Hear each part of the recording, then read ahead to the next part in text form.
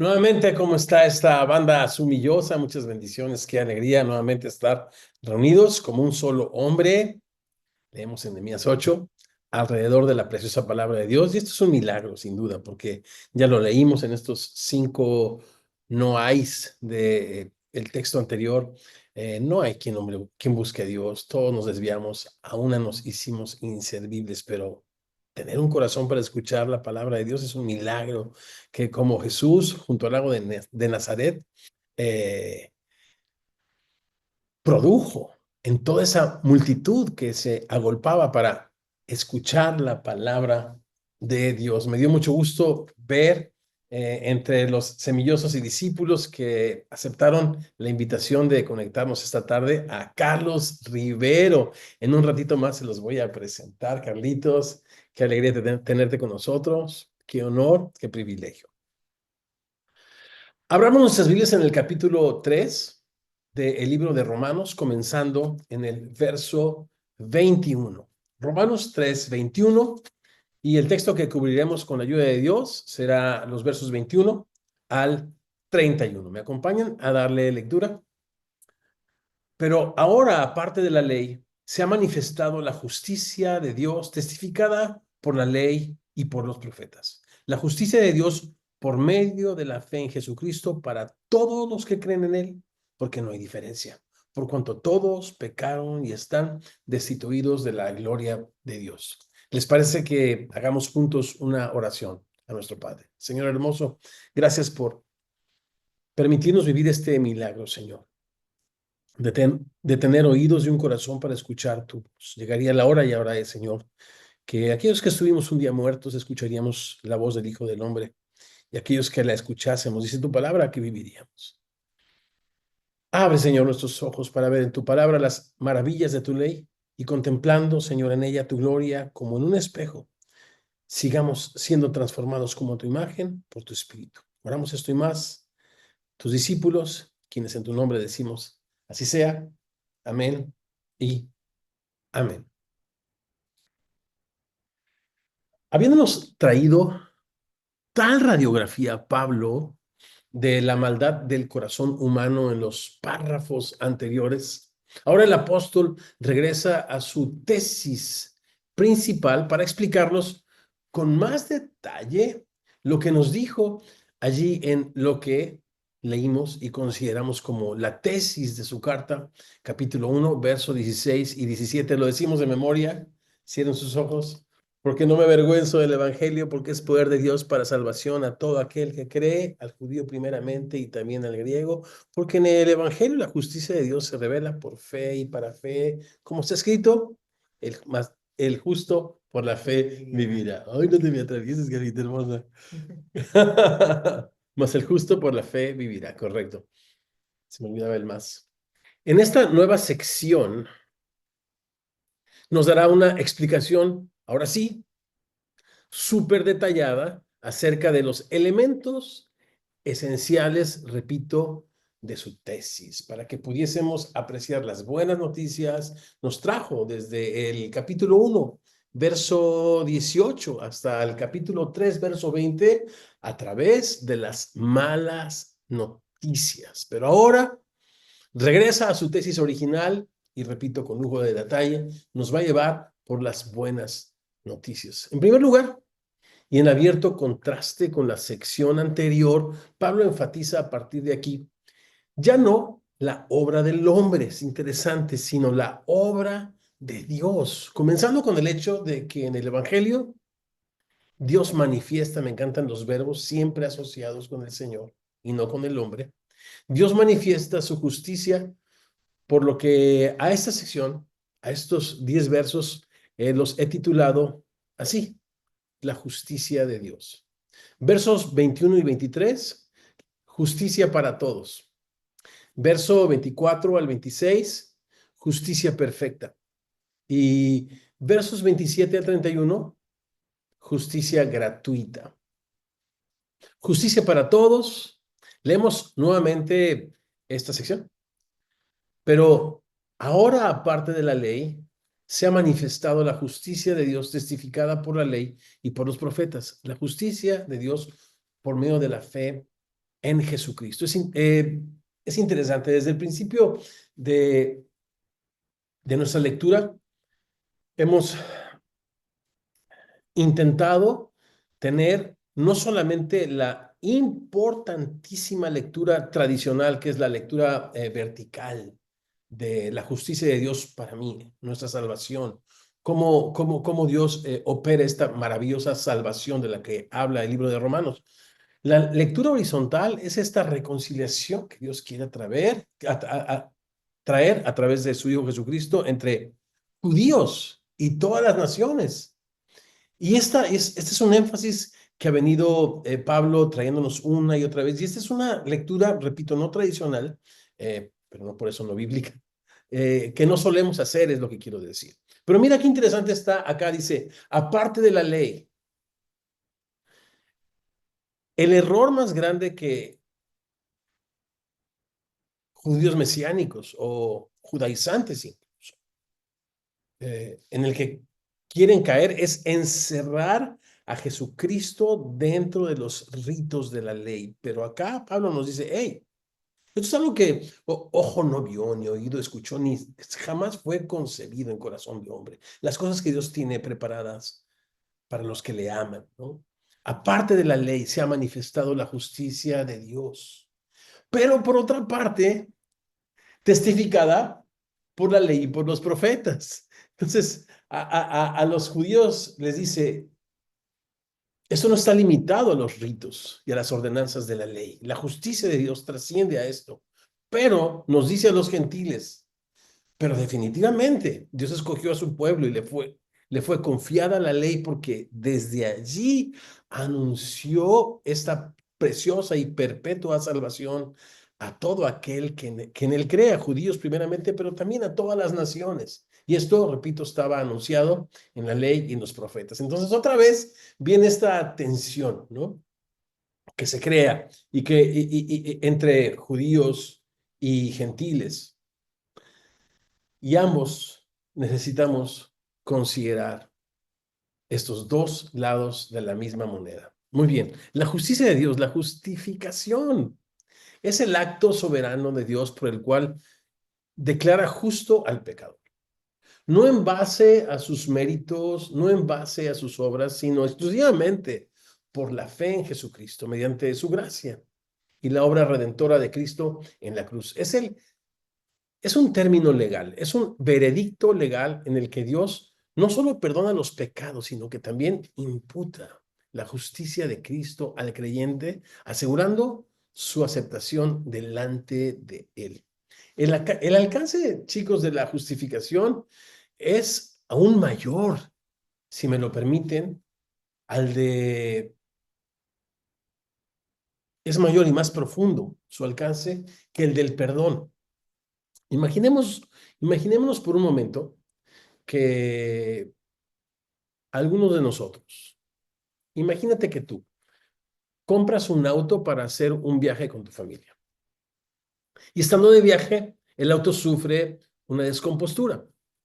Y desesperado, pues llamas a la agencia para que te ayuden, quienes a su vez hacen un diagnóstico, ya sabes, la tecnología vía satélite, y te envían inmediatamente los mecánicos más capacitados y las refacciones que tu automóvil necesita. Ellos de manera rápida y eficiente arreglan el desperfecto. Cuando regresas de vacaciones, lo primero que haces es llamar a la agencia para que te den el saldo a pagar, a lo que ellos te contestan. Señor López, no tenemos en el sistema ningún registro de compostura, de descompostura o uso de refacciones asociado con su automóvil. No es algo así como que te condonaron una deuda. Alguno de nosotros ha ido a algún restaurante y quiere pagar la cuenta y te dicen, no señor, su cuenta está pagada. ¿Te ha pasado? ¿No te ha pasado? Sí, te ha pasado. A nosotros nos ha pasado un par de veces y se siente muy bonito. Se avergüenza uno un poquito, pero se siente uno muy bonito. Pero no es que uno no consumió. De hecho, te esfuerzas y dejas la propina, agradeces, haces algo, ¿no? Pero en este caso, no hay un registro. No hay un registro de que ese automóvil fue averiado, no hay un registro de que hubo uso de refacciones, de que se ofreció el servicio de mecánicos. Simplemente no hay registro. En el caso del cristiano, no solo somos declarados justos delante de Dios, sino que se nos atribuye la justicia perfecta de su Hijo, por lo que ahora meditaba yo durante el día, nuestras obras son aceptables delante de Él. Por eso la Biblia dice que nuestras obras delante de un Dios justo son trapos de inmundicia porque insultan, obscurecen la gracia de Dios, tratan de ignorar la justicia de Dios e imponerla a nuestra propia, pero siendo pecadores.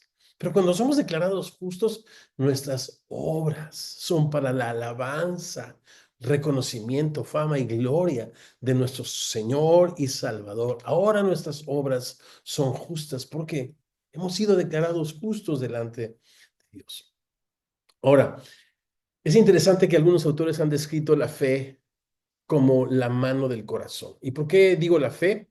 Dice aquí, la justicia de Dios testificada por la ley y los profetas, la justicia de Dios por medio de la fe.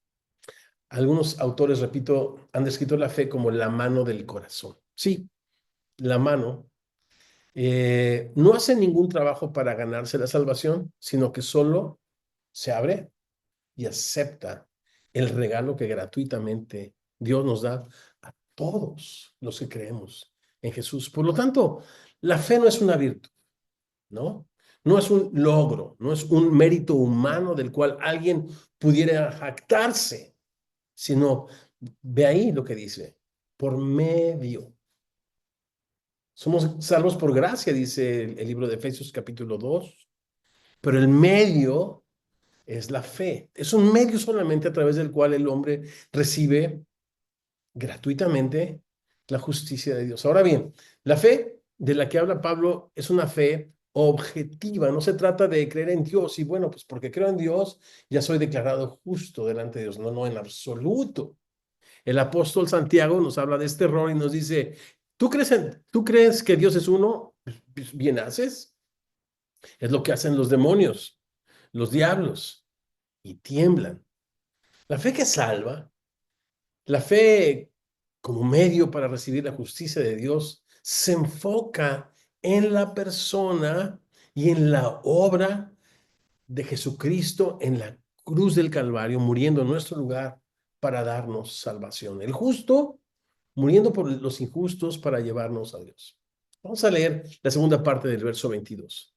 Para todos los que creen en Él, porque no hay diferencia por cuanto todos pecaron y están destituidos de la gloria de Dios. Aquí Pablo hace un paréntesis y antes de regresar al tema de la justicia que él considera que es el corazón del Evangelio y nos lo ha dicho, repito, desde su tesis en los versos 16 y 17, hace un paréntesis para hablarnos nuevamente de algo que ha estado enfatizando, a fin de que podamos tener una lectura horizontal. Dios no hace diferencia, Dios no hace acepción de personas, Dios es imparcial. ¿Se acuerdan en el capítulo 2?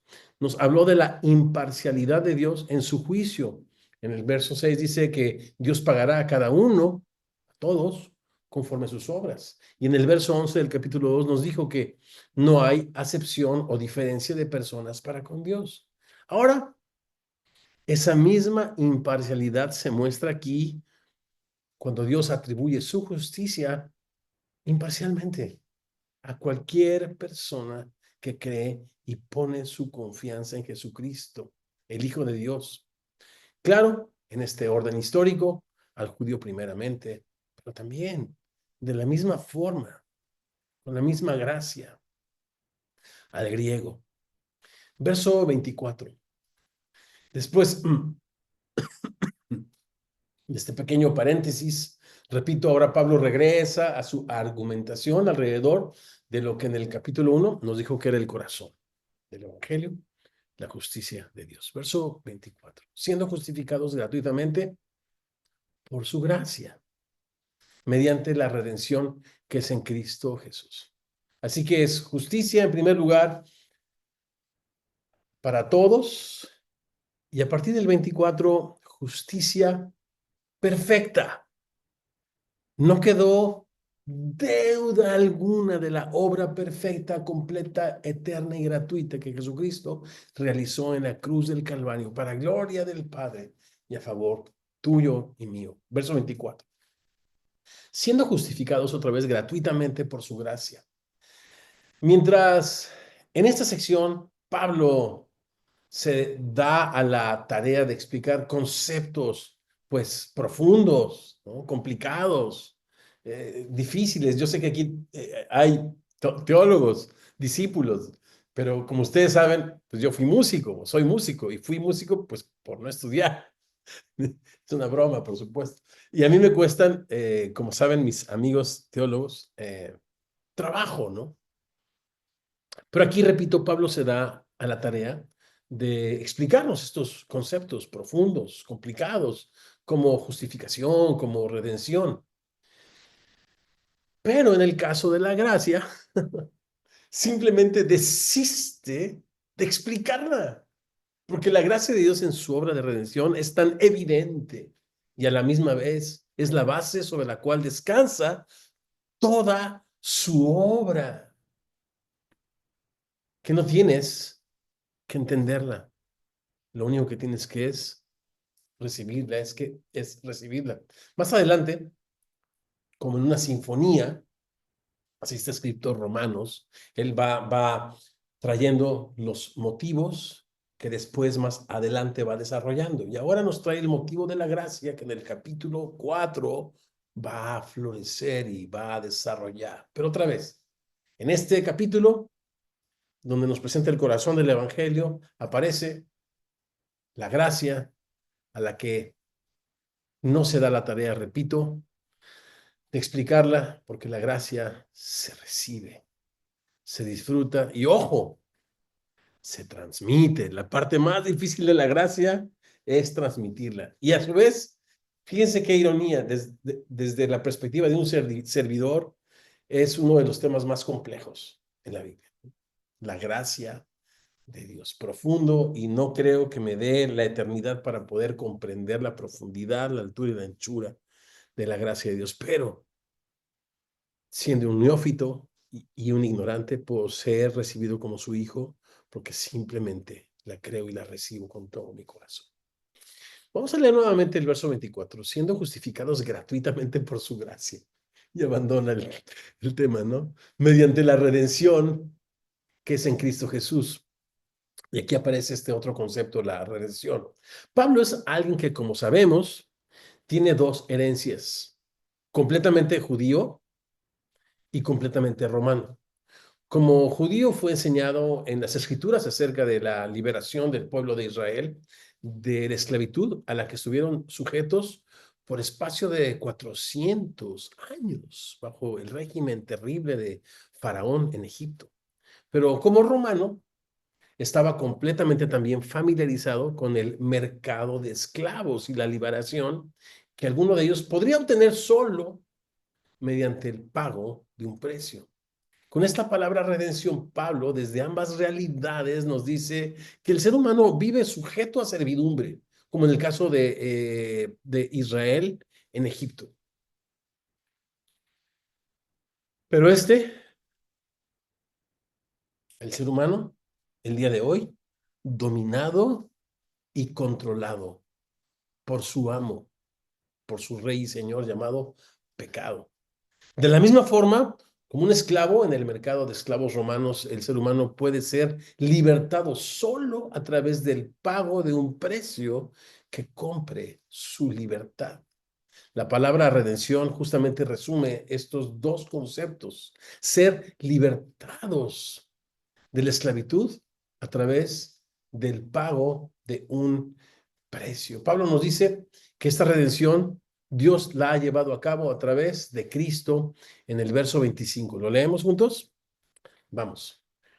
Está hablando de Cristo, a quien puso Dios como propiciación. Vaya palabras. Por medio de la fe en su sangre, para manifestar su justicia otra vez, a causa de haber pasado por alto en su paciencia los pecados pasados y con la mira de manifestar en este tiempo su justicia a fin de que Él sea el justo y el que justifica al de la fe en Jesús. Hay muchísimo contenido acá, pero muchísimo. Solamente, como saben, yo les comparto algunas claves para poder leer, entender mejor, acercarnos personalmente al texto y haciéndolo tener, pues, el mayor beneficio, ¿no? Propiciación. A través de este concepto, la Biblia señala claramente que el problema del ser humano no es educativo, ¿no? O sea, ¿por qué pone a Jesucristo como propiciación a través de su sangre? Bueno, debería de haberlo puesto solamente como un maestro, que lo fue. No es social, no fue Jesús un revolucionario, aunque lo fue. Él no vino a crear una nueva religión, por así decirlo, ¿no? No es tampoco de carácter, de salud, ¿no? Donde el hombre con terapias puede arreglar las deficiencias en su comportamiento. El problema del ser humano es que se enfermó de el cáncer más terrible cuando cuando con injusticia cambió la verdad por la mentira, dándole culto a las criaturas antes que al Creador. Cuando deshonró a Dios, no le glorificó y no le dio gracias. Su problema es el pecado. Y la Biblia enseña que la paga del pecado es la muerte.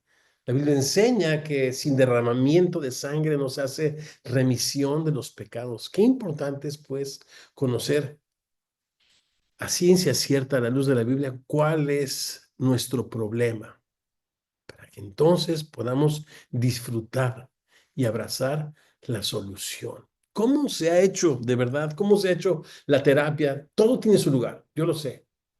Pero nadie puede tomar el lugar de Jesucristo y de su obra perfecta, completa, gratuita, trascendente por todos y cada uno de nosotros. Y aquí dice que el Señor nos redimió y el pago del precio fue la sangre de Jesús, a quien puso como propiciación. La palabra propiciación está asociada con el propiciatorio, ¿se acuerdan? Este que estaba en el corazón en el lugar santísimo, en el arca misma del pacto, aquel pacto que Dios hizo con su pueblo Israel, donde el sacerdote año tras año derramaba sobre el propiciatorio la sangre de un cordero inocente para esto, en el día de la expiación, una vez al año. Expiar, que significa cubrir los pecados de todo el pueblo. Pero después viene Juan el Bautista y presenta el Cordero de Dios. Aquel que dijo, esta es la sangre esta es mi sangre, que por muchos es derramada. Ya no es la sangre de los corderos, es la sangre del Cordero de Dios. Y Juan el Bautista dijo, he aquí el Cordero de Dios, no que cubre, sino que quita el pecado del mundo. Esto está en Juan capítulo 1, verso 29. Es hermoso leer que no fue el Hijo, aquí en Romanos, sino que el Padre abrió un camino para nuestra liberación, entregando la vida de su precioso Hijo, porque Dios puso a Cristo como propiciación por nuestros pecados. Es hermoso leerlo. Y eso es lo que Jesús nos dice: no teman manada pequeña, porque el Padre mismo les ama y le ha placido darles el reino. Verso 25, vamos a leerlo de nuevo. A Jesús Dios lo puso como el pago, como la propiciación, por medio de la fe en su sangre para manifestar su justicia. A causa de haber pasado por alto en su paciencia, noten las menciones al tiempo, las descripciones de tiempo. Pasó por alto los pecados pasados. Una descripción al tiempo pasado, ¿verdad? Con la mira de mostrar en este tiempo presente su justicia, a fin de que Él sea el justo y el que justifica al que es de la fe en Jesús.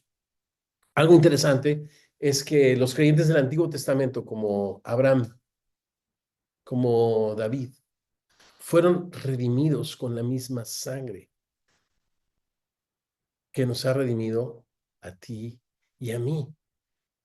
Dios pasó por alto en su gran paciencia los pecados pasados, con la mira de en este tiempo manifestar su justicia. Esto es muy precioso. Si bien la Biblia enseña en Primera de Pedro, en Apocalipsis, que el Cordero de Dios fue inmolado desde antes de la fundación del mundo.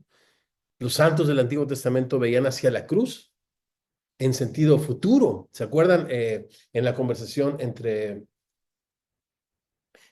Abraham e Isaac? Cuando Isaac le pregunta a su padre, padre, está la leña, es el lugar del sacrificio, pero ¿dónde está el cordero? Y mirando hacia el futuro, Abraham le contesta, Dios se proveerá. Eso está increíble. No es de proveerá uno, sino asimismo se proveerá como el Cordero de Dios. Tanto que compartir acerca de esto, ¿no? O también lo dijo Jesús, como Moisés levantó la serpiente en el desierto, lo dijo Jesús, ¿se acuerdan? Así el Hijo del Hombre necesita ser levantado para que todo aquel que mire a él sea salvo. Y también este fue un acto de fe hacia la cruz de Cristo. Verso 27. Justificación completa, justificación para todos. En tercer lugar, justificación gratuita. Versos 27 al 31. ¿Dónde pues está la jactancia? ¿Hay lugar en la Biblia para la jactancia? Dice Pablo, queda excluida. ¿Por cuál ley? ¿Por la de las obras? No, sino por la de la ley de la fe. Y aquí una tarea interesante es cuántos tipos de leyes, según el contexto, nos presenta Pablo. Aquí hay dos más. La ley de las obras, la ley de la fe, ¿no? Se me hace muy interesante considerar estos términos mientras vamos leyendo y familiarizándonos con esta preciosa carta. Concluimos, pues, dice Pablo, que el hombre es justificado por fe, sin las obras de la ley. Según la Biblia no existe razón alguna por la que el hombre pueda jactarse delante de Dios por su salvación. Nadie puede hacer a Dios deudor. Todo es de Él, todo es por Él, todo es para Él. Más adelante en el capítulo 11, Pablo nos lo dirá. Es interesante observar que en la sección anterior, repito, esto lo dije, pero lo quiero, no sé, desmenuzar un poquito más. Cuando Pablo nos habla de la completa depravación del ser humano, todos los verbos están asociados con la actividad del ser humano, pero en esta sección, si se dieron cuenta, todos los verbos están asociados con Dios. Y el ser humano no puede tomar crédito alguno, sino de hacer lo bueno. ¿Y qué es hacer lo bueno? Darle gloria a Dios, darle gracias a Dios, lo que en el principio decidió no hacer. Ahora, cuando somos el objeto de su justicia a través de la propiciación eh, por la sangre de Jesucristo y recibimos su justicia como un regalo, nosotros podemos retomar el camino, hacer lo bueno y decidir darle gloria, honra, alabanza y reconocimiento a Dios. ¿Cómo? Creyendo en Jesucristo en completo arrepentimiento y fe. Una fe que simplemente extiende la mano para que el Señor del cielo nos llenes con sus riquezas en el creer en Jesucristo. Muy bien, vamos a leer los últimos versos, el verso 29. ¿Dios es Dios solamente de los judíos? ¿Dios es también Dios de los gentiles? Ciertamente también es Dios de los gentiles, porque Dios es uno y Él justificará por la fe a los judíos y por medio de la fe a los que no son judíos. Qué interesante. Un solo Dios y un solo camino y un solo medio para la salvación de judíos y gentiles, porque Dios es uno. Por eso leemos en Hechos capítulo 4, verso 12, y en ningún otro hay salvación, porque no hay otro nombre bajo el cielo dado no solamente a los judíos, sino a todos los hombres, en que podamos ser salvos. Verso 31 para terminar e irnos a nuestra conversación de manera que podamos aprender unos de otros, edificarnos unos a otros con nuestras diferentes perspectivas. Verso 31. Luego por la fe invalidamos la ley en ninguna manera, sino que confirmamos la ley. Aunque la ley no fue dada al pueblo de Israel para salvación, es todavía muy valiosa, dice Pablo, ya que a través de ella es el conocimiento del pecado. Verso 20, ¿lo recuerdan? Por medio de la ley es el conocimiento del pecado. Y aunque eso es cierto, Pablo no quiere dejar lugar a ninguna duda. Dios atribuye justicia no al que guarda la ley perfectamente. No hay hombre, dice Salomón, que haga el bien y nunca peque. Si no existe, sino aquel que cree en el nombre del Hijo de Dios, Jesús. El guardar la palabra de Dios, pues, no es el medio para recibir la justicia de Dios, es la evidencia de que un pecador la ha recibido y ha sido transformado por la gracia de nuestro Dios. Muy bien, acá están las preguntas para nuestra conversación. ¿Listos? A la luz de este pasaje, ¿cuál dirías que es el verdadero problema de la humanidad? ¿O cuál dirías que es el verdadero problema que la humanidad enfrenta? Y la segunda pregunta que quisiéramos conversar y aprender nuestras diferentes perspectivas es, ¿sientes que por creer en Jesús Dios está en deuda contigo? ¿O alguna vez te has sentido que por creer en Jesús Dios está en deuda contigo? En esta semana pasada se hicieron virales imágenes de mártires, hermanos nuestros preciosos. Se decía en redes, es complicado saber a ciencia cierta lo que se publica, pero sí fueron muy conocidas imágenes de personas que estaban siendo torturadas, perseguidas por su fe. Y mi pregunta es, ¿está Dios en deuda con esos hombres? Digo, es una pregunta seria. ¿Tiene más deuda Dios con ellos que contigo, que conmigo? ¿Sientes que por querer en Jesucristo Dios está en deuda con algún ser humano? ¿Sí? ¿Por qué? No, ¿por qué? Y no es una discusión, ni mucho menos, es simplemente escuchar nuestras perspectivas y al final vamos a regresar para despedirnos tomando juntos, como el Señor nos lo ha mandado, la cena del Señor. Disfruten de su conversación.